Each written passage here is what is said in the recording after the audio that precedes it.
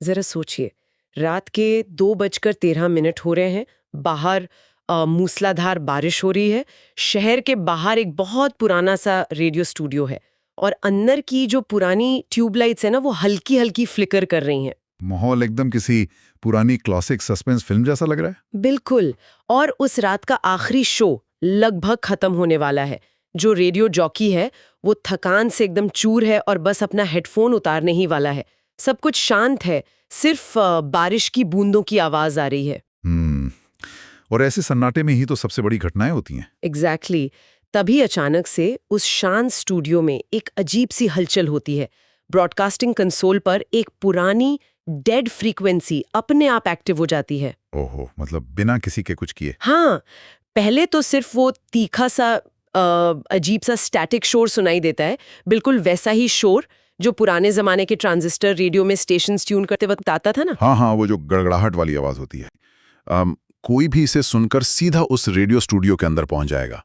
ये किसी भी बेहतरीन सस्पेंस कहानी की तरह है, जहां अचानक से समय और विज्ञान के सारे नियम टूट जाते हैं। सही कहा आपने। और ये दृश्य अपने आप में एक बहुत बड़ा सवाल खड़ा कर देता है कि अगर सच में ऐसा कुछ हो जाए तो क्या होगा। बिल्कुल।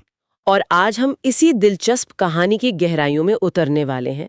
मैं बता दूं कि ये कोई फिल्म का सीन नहीं है, बल्कि एक बेहद रचनात्मक और सोचने पर मजबूर कर देने वाले लेख, Netaji's midnight radio, a dialogue across time का शुरुआती हिस्सा है। एक बहुत ही शानदार लेख है। हाँ, ये कहानी एक मॉडर्न रेडियो जॉकी और इतिहास के महान स्वतंत्रता सेनानी सुभाष चंद्र बोस के बीच एक असंभव से संवाद की कल्पना करती है।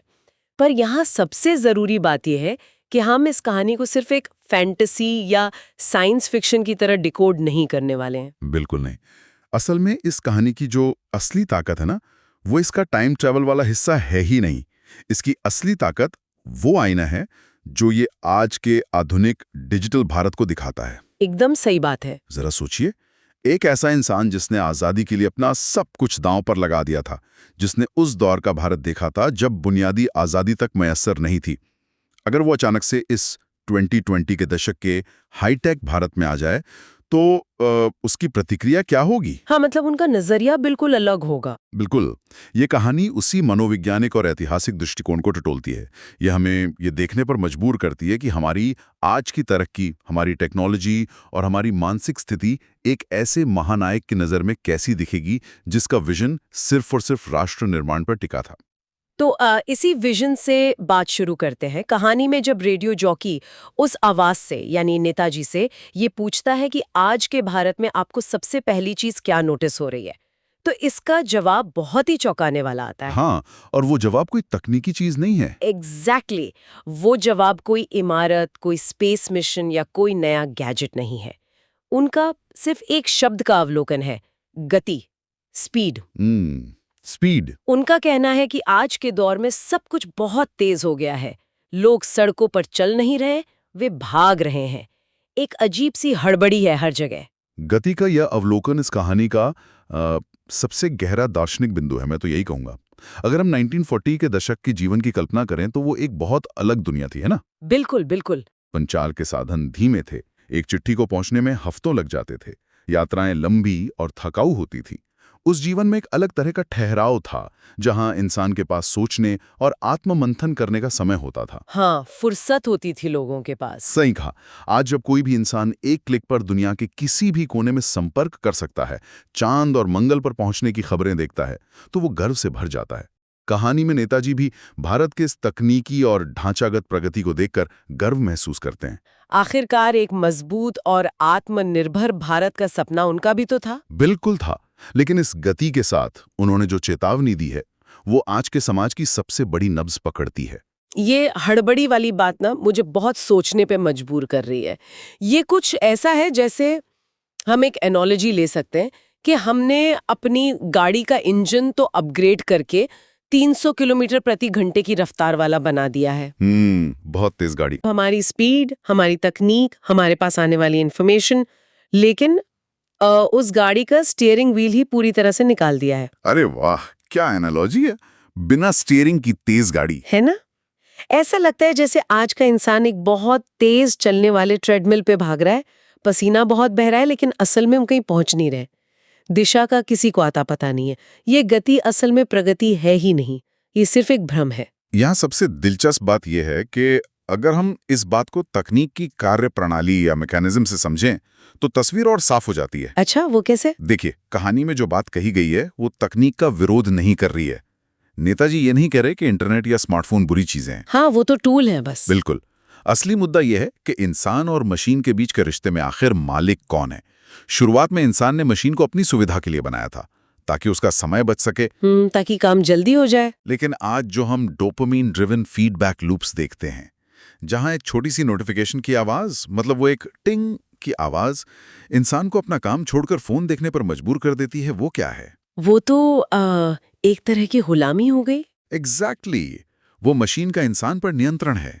इसका मतलब है कि तकनीक हमें आजाद करने के बजाय कहीं ना कहीं हमें अपना गुलाम बना रही है। मैं सोच रही थी कि जब कोई इंसान दिन में 100 बार बिना किसी वजह के अपनी स्क्रीन चेक करता है, तो वो अपनी मर्जी से ऐसा नहीं कर रहा होता है ना? बिल्कुल नहीं, वो तो एक लत है। हाँ, वो उस एल्गोरिदम का निर्देश मान रहा होता है जिसे डिजाइन ही इंसान का ध्यान खींचने के लिए किया गया है। और जब इंसान मशीन का मालिक बनने के बजाय उसका नौकर बन जाता है, तो वो अपना समय, अपनी ऊर्जा और सबसे महत्वपूर्ण अपना ध्यान, यानी अपना फोकस खो देता है। फोकस तो आज के समय में बहुत बड़ी लग्जरी हो गई है। सही कहा। गति का ये भ्रम इतना हावी हो जाता है कि किसी के पास रुक के ये सोचने का समय ही नहीं बचता कि इस अंधी दौड़ का आखिरी मुकाम क्या है। लेकिन इस बिना स्टीयरिंग वाली तेज रफ्तार गाड़ी का सबसे बड़ा शिकार कौन हो रहा है? ये बहुत अहम सवाल है। जब हम इस दिशाहीन दौर की बात करते हैं तो कहानी का फोकस सीधे आज की युवा पीढ़ी पर आ जाता है।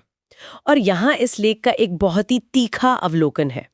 नेताजी कहते हैं कि आज का युवा बहुत बुद्धिमान है, वो बेहद रचनात्मक है, लेकिन वो पूरी तरह से भटका हुआ है। दिशाहीनता। हाँ, उसके पास दुनिया भर की जानकारी है, लेकिन दिशा नदारद है।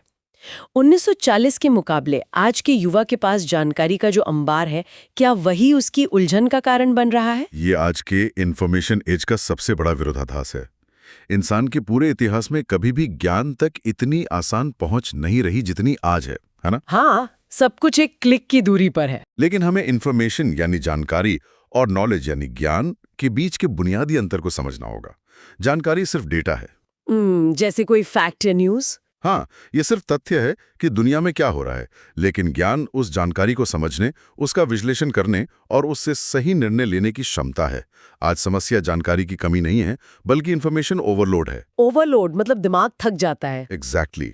जब हर सेकंड हजारों खबरें, राय और तस्वीरें इंसान के दिमाग पर बमबारी करती हैं, तो उसका दिमाग उस जानकारी को प्रोसेस ही नहीं कर पाता।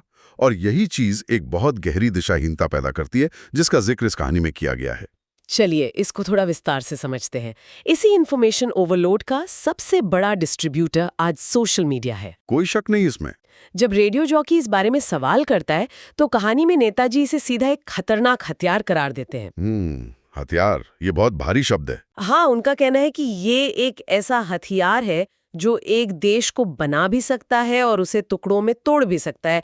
हथियार शब्द का इस्तेमाल अपने आप में बहुत कुछ कह देता है। और इसे हथियार कहने के पीछे का विज्ञान और मनोविज्ञान बहुत दिलचस्प है। सोशल मीडिया कोई साधारण संचार का माध्यम नहीं है, ये एक अटेंशन हार्वेस्टिंग इंजन है। अटेंशन हार्वेस्टिंग मतलब लोगों के ध्यान की खेती करना। हाँ बिल्कुल। ये प्लेटफॉर्म्स ऐसे एल्गोरिदम पर काम करते हैं जो मानवीय भावनाओं से खेलते हैं। अगर हम इसके मैकेनिज्म को देखें तो कोई भी एल्गोरिदम ये नहीं सोचता कि क्या सच है और क्या झूठ। उसे सच झूठ से कोई मतलब नहीं। बिल्कुल नहीं। वो सिर्फ ये देखता है कि किस चीज से लोग ज्यादा देर तक स्क्रीन से चिपके रहेंगे।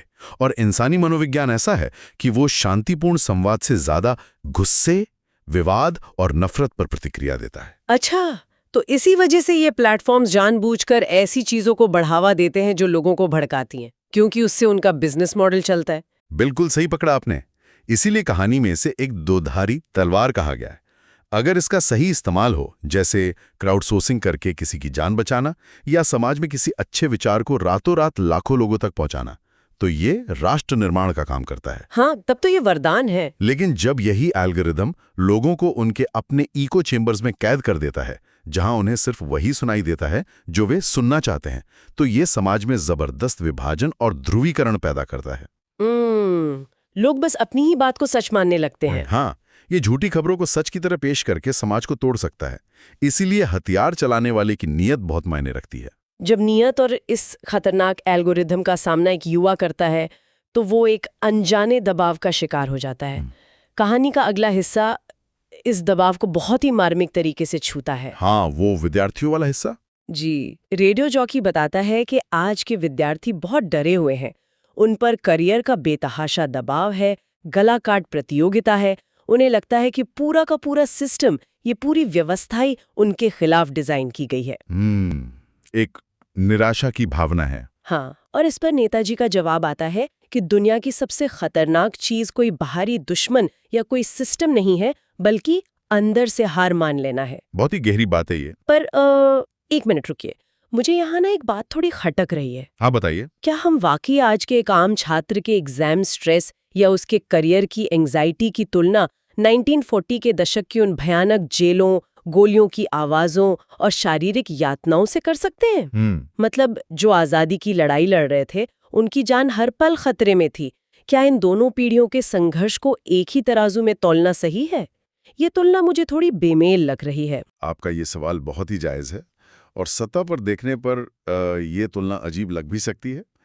लेकिन अगर हम कहानी की उस पार झांकने की कोशिश करें तो नेताजी यहाँ कोई पैन ओलंपिक्स नहीं खेल रहे हैं। पैन ओलंपिक्स मतलब किसका दुख बड़ा है वाली बात। एग्जैक्टली। वो ये नहीं कह रहे हैं कि किसका दुख बड़ा है और किसका छोटा।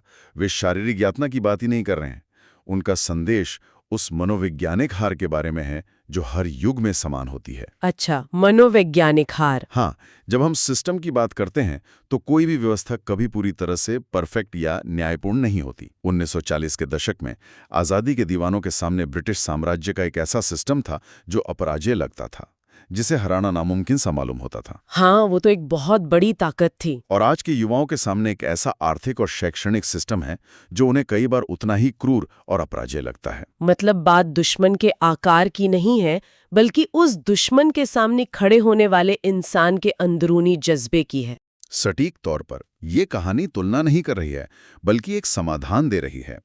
जब एक इंसान ये सोच लेता है कि सिस्टम बहुत बड़ा है और वो कुछ नहीं कर सकता, तो वो व्यवस्था से हारने से पहले ही खुद से हार जाता है, जो कि सबसे खतरनाक है। बिल्कुल। इतिहास वो लोग नहीं लिखते जो परफेक्ट सिस्टम का इंतजार करते हैं। इतिहास वो लिखते हैं जो एक अपूर्ण व्यवस्था के बावजूद खड़े रहते हैं। इसीलिए कहानी में अनुशासित मन या डिसिप्लिन माइंड पर इतना जोर दिया गया है।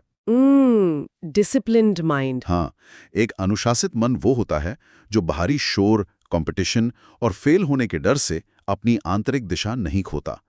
वो जानता है कि बाहरी परिस्थितियां चाहे कितनी भी विपरीत क्यों ना हो, उसके मन पर नियंत्रण सिर्फ और सिर्फ उसका अपना है। ये जो नियंत्रण की बात है, ये बहुत दिलचस्प मोड़ लेती है जब बात भविष्य की आती है। कैसे? क्योंकि आज जब हम भविष्य और नियंत्रण की बात करते हैं तो चर्चा घूम फिर कर एक ही जगह आके रुकती है, आर्टिफिशियल इंटेलिजेंस यानी एआई। आहा, आज के दौर का सबसे बड़ा विषय। बिल्कुल। आज हर कोई इसी बात को लेकर आशंकित है कि क्या भविष्य पूरी तरह मशीनों के नियंत्रण में होगा? क्या मशीनें इंसानों को रिप्लेस कर देंगी? कहानी में भी ये सवाल उठाया गया है कि क्या एआई इंसानों के लिए खतरनाक है? और यहाँ जो जवाब मिलता है ना, वो इंसानियत और मशीनों के बीच के फर्क को बहुत ही साफ कर देता है। एआई के बारे में एक बुनियादी बात समझनी होगी। वो एक प्रिडिक्टिव मॉडल है जो पैटर्न पहचानता है। वो हमारे ही दिए गए डेटा के आधार पर काम करता है। हाँ, वो खुद से तो कुछ सोच नहीं सकता। बिल्कुल। मशीनें कितनी भी बुद्धिमान क्यों ना हो जाएं, वे कभी भावनाएं महसूस नहीं कर सकती। एक एल्गोरिथम किसी कंपनी की सप्लाई चेन को ऑप्टिमाइज कर सकता है, लाखों डेटा पॉइंट्स को कुछ सेकंडों में प्रोसेस कर सकता है। हाँ, इंसानों से भी तेज। लेकिन वो ये तय नहीं कर सकता कि किसी भूखे को खाना क्यों खिलाना चाहिए, क्योंकि उसके लिए सहानुभूति या एम्पैथी की जरूरत होती है, जो सिर्फ इंसानों में होती है। तो इस सब का क्या मतलब है? इस कहानी के हिसाब से एक मशीन देशभक्ति नहीं सीख सकती है ना? बिल्कुल नहीं सीख सकती। वो किसी उच्च आदर्श के लिए अपना नुकसान करना या बलिदान देना नहीं समझ सकती, क्योंकि एल्गोरिदम तो हमेशा फायदा और नुकसान गिनता है। बलिदान तो पूरी तरह से एक अतार्किक यानी इलॉजिकल इंसानी भावना है। अगर हम इसे बड़ी तस्वीर से जोड़ें तो यही वजह है कि कहानी में नेताजी स्पष्ट कहते हैं कि एआई खतरनाक नहीं है, इंसानों की नीयत खतरनाक होती है। इंसानों की नीयत, ये बहुत पावरफुल पॉइंट है। हाँ, तकनीक तो बस एक एम्पलीफायर है, एक शीशा है। वो इंसानी नीयत को कई गुना बढ़ा देती है। अगर इंसान के अंदर लालच, ईर्ष्या और दूसरों को तबाह करने की नीयत है, तो एआई उस विनाश को बहुत बड़े पैमाने पर और बहुत तेजी से अंजाम देगा। हाँ, वो तो बस आदेश का पालन करेगा। बिल्कुल। लेकिन अगर नीयत में करुणा है, अगर इरादा समाज के विकास का है, तो वही तकनीक ऐसी बीमारियों का इलाज ढूंढ सकती है जो आज असाध्य लगती हैं। खतरा मशीनों की बुद्धिमत्ता से नहीं है, खतरा इस बात से है कि उन मशीनों को निर्देश देने वाले इंसान की नैतिकता कितनी मजबूत है। तो मतलब मानवीय मूल्य हमेशा इर्रिप्लेसेबल ही रहेंगे, उनकी जगह कोई नहीं ले सकता। कभी नहीं। तो इसका सीधा सा अर्थ ये निकलता है कि चाहे हम कितनी भी तरक्की कर लें, हमारी असली ताकत हमारी तकनीक में नहीं, बल्कि हमारे इंसानी चरित्र में है। 100% सही बात है। और जब हम इसी इंसानी नियत और चरित्र को एक व्यक्ति से उठाकर पूरे समाज पर लागू करते हैं, तो बात आती है राष्ट्र निर्माण की। कहानी के इस हिस्से में एक ऐसा ऐतिहासिक सत्य उजागर होता है जो आज भी उतना ही प्रासंगिक है। नेताजी का विजन था कि एक उन्नत और अनुशासित भारत पूरी दुनिया का मार्गदर्शन कर सकता है, लेकिन इसकी एक बहुत बड़ी शर्त है, एकजुटता। यह एक बहुत ही कड़वा लेकिन सच्चा ऐतिहासिक अवलोकन है। इतिहास के पन्ने पलटकर देख लीजिए, जब भी किसी महान सभ्यता या राष्ट्र का पतन हुआ है, तो वो किसी बाहरी दुश्मन की ताकत से ज्यादा अंदरूनी फूट और विभाजन के कारण हुआ है। आपस की लड़ाई ही हमेशा भारी पड़ी है। हाँ, कहानी में बांटो और राज करो की उस नीति का विशेष उल्लेख है जिसने भारत को सदियों तक गुलाम बनाए रखा। आज के संदर्भ में यह किसी एक राजनीति या विचारधारा की बात नहीं है, यह समाजशास्त्र और इतिहास का एक प्रमाणित नियम है। ये समझना बहुत जरूरी है कि अगर समाज आपस में ही उलझा रहेगा, छोटी छोटी बातों पर बटा रहेगा, तो राष्ट्र की प्रगति का पहिया अपने आप धीमा हो जाएगा। हम भले ही तकनीकी रूप से सक्षम हो जाएं, लेकिन अगर एक समाज के तौर पर हम एक दूसरे के साथ खड़े नहीं हो सकते, तो वो सारी तकनीक किसी काम की नहीं है। बिल्कुल, और इसीलिए राष्ट्र निर्माण कोई मंजिल नहीं है जहां पहुंचकर हम कह सकें कि चलो काम खत्म। यह एक यात्रा है। हाँ, जब जॉकी पूछता है कि क्या आपको लगता है कि आपका सपना पूरा हुआ, तो जवाब मिलता है कि सपना कभी पूरा नहीं होता। हर पीढ़ी को अपना भारत खुद गढ़ना पड़ता है। ये एक रिले रेस की तरह है। रिले रेस मतलब वो बैटन पास करने वाला गेम। एग्जैक्टली। एक पीढ़ी आज़ादी दिलाकर अपना काम खत्म करती है और बैटन दूसरी पीढ़ी को सौंप देती है। अब ये उस नई पीढ़ी की जिम्मेदारी है कि वो उस आज़ादी को संभाले और देश को आगे ले जाए। हाँ, हम सिर्फ अपने इतिहास के पन्नों पर गर्व करके नहीं बैठ सकते। बिल्कुल नहीं, हमें अपना वर्तमान खुद बनाना होगा। और शायद यही कारण है कि कहानी के अंत में जो आखिरी संदेश दिया गया है, वो आज के हर इंसान के लिए एक कड़क हिदायत जैसा है। संदेश ये है कि बाहर बैठकर सिस्टम की या देश की सिर्फ आलोचना करना बहुत आसान है। वो तो सबसे आसान काम है। हाँ, लेकिन असली चुनौती उस सिस्टम का हिस्सा बनकर उसे सुधारने में है। इसके लिए सबसे पहले खुद को अनुशासित करना होगा और एक दूसरे का सम्मान करना सीखना होगा। उस आखिरी संवाद की गूंज बहुत गहरी है। याद रखो, आज़ादी मुफ्त में नहीं मिली थी। अक्सर जब हमें कोई चीज़ विरासत में मिल जाती है, तो हम उसकी कीमत भूल जाते हैं। टेकन फॉर ग्रांटेड ले लेते हैं। हाँ, ये वाक्य हमें याद दिलाता है कि आज हम जो सांस ले रहे हैं, जो आज़ादी महसूस कर रहे हैं, उसकी एक बहुत भारी कीमत हमारे पूर्वजों ने चुकाई है। इसे इस तरह से हल्के में लेना, सिर्फ स्क्रीन पर उंगलियां घिसते हुए अपनी ऊर्जा बर्बाद करना, उस बलिदान का अपमान है। ये बहुत ही पावरफुल थॉट है। और इसके बाद कहानी वापस उसी नाटकीय दृश्य पर खत्म होती है। रात की उस बारिश और सन्नाटे के बीच रेडियो का वो स्टैटिक शोर हमेशा के लिए शांत हो जाता है। वापस वही सन्नाटा। हाँ, वो डेड फ्रीक्वेंसी दोबारा कभी एक्टिव नहीं हुई। लेकिन जाने से पहले जो आखिरी वादा किया गया, वो एक अजीब सी उम्मीद छोड़ जाता है। वो वादा क्या था? जब जॉकी ने पूछा कि क्या आप फिर लौटेंगे, तो जवाब था कि जब भी भारत को जरूरत होगी, तो वो जज्बा हर उस युवा सोच में लौट आएगा जो हार मानने से इनकार कर देती है। ये अंत बताता है कि महान विचार कभी शरीर के मोहताज नहीं होते। वे एक चेतना के रूप में हमेशा समाज में जिंदा रहते हैं। जब भी कोई इंसान किसी गलत व्यवस्था के खिलाफ खड़ा होता है, जब भी कोई युवा अपनी दिशाहीनता को हराकर एक अनुशासित मन तैयार करता है तो वही असल में उस विचार की वापसी होती है। आज की इस पूरी कहानी को अगर हम समेटें तो ये साफ है कि हम चाहे कितनी भी तेज गाड़ियों या मशीनों का निर्माण कर लें, लेकिन अगर हमारा स्टीयरिंग व्हील यानी हमारा अनुशासन और हमारी नीयत हमारे हाथ में नहीं है तो सब बेकार है। बिल्कुल, एकदम सटीक निचोड़ है ये। और इसी के साथ इस चर्चा को खत्म करने से पहले एक ऐसा विचार सामने आता है जो शायद सीधे तौर पर उस लेख में नहीं लिखा है, लेकिन हमारे आज के पूरे विश्लेषण का सबसे बड़ा हिस्सा है। वो क्या है? हम सब ये मानते हैं कि इतिहास अपने आप को दोहराता है, नए रूपों में लौट कर आता है।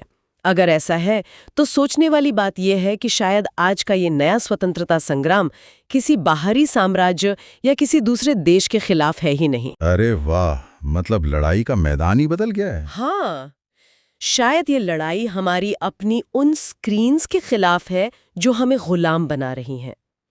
ये लड़ाई सूचनाओं के उस खतरनाक ओवरलोड के खिलाफ है जो हमारे सोचने समझने की ताकत छीन रहा है। और हमारे आपसी विभाजनों के खिलाफ भी। एग्जैक्टली। और सबसे बढ़कर ये लड़ाई हमारे अपने अंदर पल रहे उस विभाजन और नफरत के खिलाफ है जो हमें एक नहीं होने दे रहा। बिल्कुल। तो अगर ये नए युग की आज़ादी की लड़ाई है तो इस डिजिटल युग का वो अनुशासित मन कौन होगा? वो नया नेताजी कौन होगा जो इस पीढ़ी का मार्गदर्शन करेगा? शायद हमें उस आवाज को किसी रेडियो फ्रीक्वेंसी पर नहीं बल्कि खुद अपने भीतर तलाशने की जरूरत है।